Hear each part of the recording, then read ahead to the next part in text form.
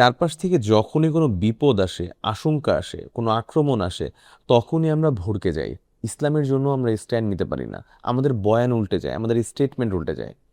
কিন্তু অনেক বছর আগে আসহাবে কাহাফের যুবকেরাও অনেক কঠিন পরিস্থিতির মধ্যে পড়ার পরেও তারা তাদের বয়ান উল্টায় নাই।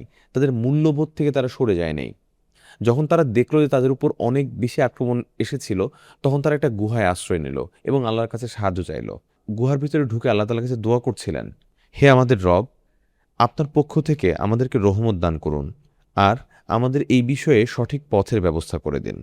তারা আল্লাহ তাআলার কাছে সাহায্য চাইল। তারা আল্লাহ তাআলার কাছে বলল যে এই বিষয়ে তারা আর কোনো কিছু করার মতো সক্ষমতা তাদের নাই। তাদের প্রতিবাদ করার সকল সক্ষমতা শেষ হয়ে গিয়েছে এবং তারা কমপ্লিট কমপ্লিট সাবমিশন করলো আল্লাহ তাআলার কাছে। আল্লাহ তাআলার কাছে বলল যে আমরা আর পারছি না, আপনি আমাদেরকে এখন সাহায্য করেন। এরপরে একটা অলৌকিক ঘটনা ঘটে। আল্লাহ তাআলা ওই যুবকদেরকে অনেকগুলো বছর, ৩০০ বছরের উপরে তাদেরকে একটা গুহার মধ্যে আল্লাহ তাআলা রাখেন এবং তারা সেখানেই ঘুমিয়ে থাকে নিরবিচ্ছিন্ন অবস্থায়। আল্লাহ তাআলা কোরআনে বলতেছেন, অনেক বছর ধরে গুহায় তাদের কানে ঘুমের আচ্ছাদন দিয়ে রেখেছিলাম আর তারা তাদের গুহায় অবস্থান করেছিল ৩০০ বছর, আরও ৯ বছর বেশি। তারা যখন সেখানে ঘুমাচ্ছিল তাদের কোনো চিন্তা ছিল না। তারা উঠার পরে তারা বুঝতেও পারছিল না যে তারা এতদিন ঘুমিয়েছিল। আল্লাহ তাআলা তাদেরকে এইভাবেই সাহায্য করেছিলেন। আল্লাহ তাআলা আমাদেরকে এভাবেই সাহায্য করবেন।